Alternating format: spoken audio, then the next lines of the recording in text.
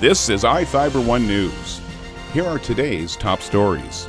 Brick buildings have their charms, but in a seismically active state like Washington, they have their dangers too. Grant County continues to make progress towards economic growth.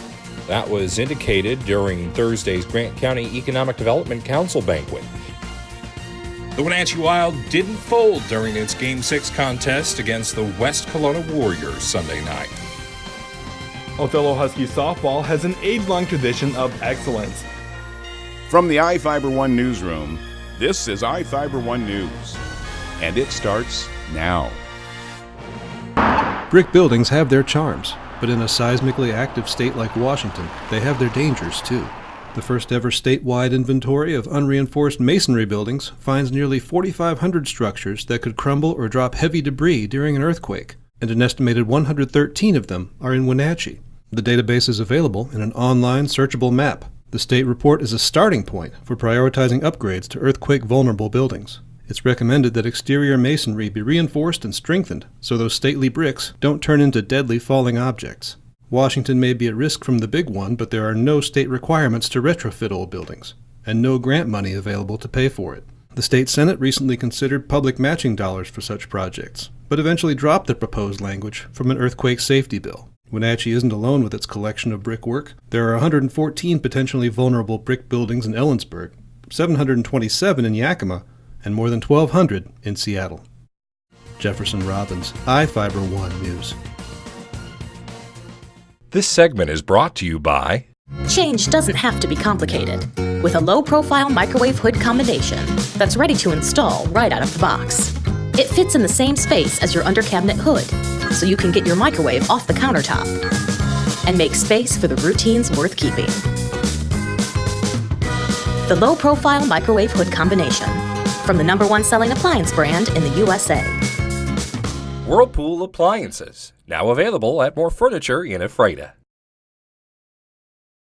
Grant County continues to make progress towards economic growth.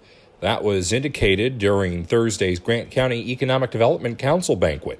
During the annual event, a 5-year plan to increase the area's retail sectors was revealed. The Economic Development Council President, Terry Lease. Getting these companies to grow or locate in Grant County was a team approach, and the cities, the ports, the state of Washington, Department of Commerce, many others had a huge hand in making this very successful. Over the course of the last 2 years, the county saw the addition of 5 businesses, which include Sportsman's Warehouse and Winco Foods. Grant County EDC will be traveling to the National Retail Conference in May with Adams County. Economic Development Council Executive Director Brant Mayo says the goal is to bring hundreds of new jobs to the area. Our goal over the next 5 years would be to bring 300 jobs into the area. Mayo says the EDC wants to be ready for businesses that want to come to the area or existing businesses that want to expand. Be ready when those companies are coming or our companies are looking to expand. We want to be ready for them. So you can see, we're working on roads and rail, intermodal, fiber, power, all that kind of stuff. We're trying to make sure we're behind the scenes, staying on top of that stuff. I'm Sean Goggins for iFIBER 1 News. This segment is brought to you by Your taste buds bored? Well, then bring them to Jay's Teriyaki. Not only does Jay's have a variety of teriyaki dishes, they also offer mouth-watering salads and sides. Call Jay's 509-764-5155. Jay's Teriyaki, located at 123 East Broadway in Moses Lake, because it's all in the sauce.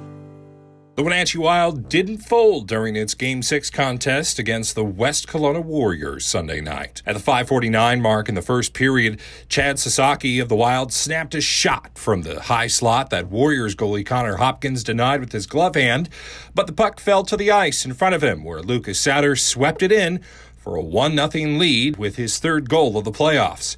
The Warriors answer with a score only 26 seconds later. Despite the tie at the end of the first period, the Wild were outscoring the Warriors 22-10. It was a back-and-forth battle in the second period, but both teams were scoreless. The scoring reprieve came to an end at the 5:29 mark in the third period with a shorthanded goal. Josh Arnold corralled a bouncing puck on the left wing, got behind a defender, and snapped a pass across to to Matt Guswiski, who wired it home glove side with a snappy one-timer and a 2-1 edge. There was a close call when it was initially assumed that the Warriors had tied the game on a breakaway as Warriors' Lucas Cullen lifted his shot over Austin Park's glove and the goal light illuminated. But the referee signaled no goal as Park swept the loose puck from the crease and play continued. A heated discussion followed the call, but the no goal stood. Wenatchee sealed the W with a Marco Reffenberger empty net goal in the final minute, cementing the final score at 3-1 in favor of the Wild. Monday night's Game 7 is at the Town Toyota Center in Wenatchee. That game will decide the fate of the Wild this season in a win-or-go-home battle against the West Kelowna Warriors. I'm Sean Goggins for iFIBER One Sports. Othello Husky softball has an age-long tradition of excellence. In recent memory, since the turn of the decade, the Huskies have made 7 state appearances, placing in 4 of them and winning the state title just back in 2016. Last year was a shock to the program as the Huskies missed the state playoffs for the first time since 2012, and only the second time since 2010. The softball team has plenty of young returning players and expects to be back fighting for a state playoff spot by the end of the season. We all get back in the mindset that it's the season and that we're from Othello and that we obviously have a reputation of playing softball. So far? Yeah, I think we're all on the same page on how we're going to get a state, how we're going to get there, what we want to do. The Huskies will begin their season in 2 Tuesdays from now on March 19th. They'll get things started against 4A opponent Sunnyside at their field. Othello won't hold back from bigger opponents in non-league play, with 4A school Wenatchee also on the schedule. I'm Adam Chikoski for iFIBER One Sports. This is iFIBER One News. For more information on these stories and other news, visit us online at iFiber1.com or check us out on Facebook.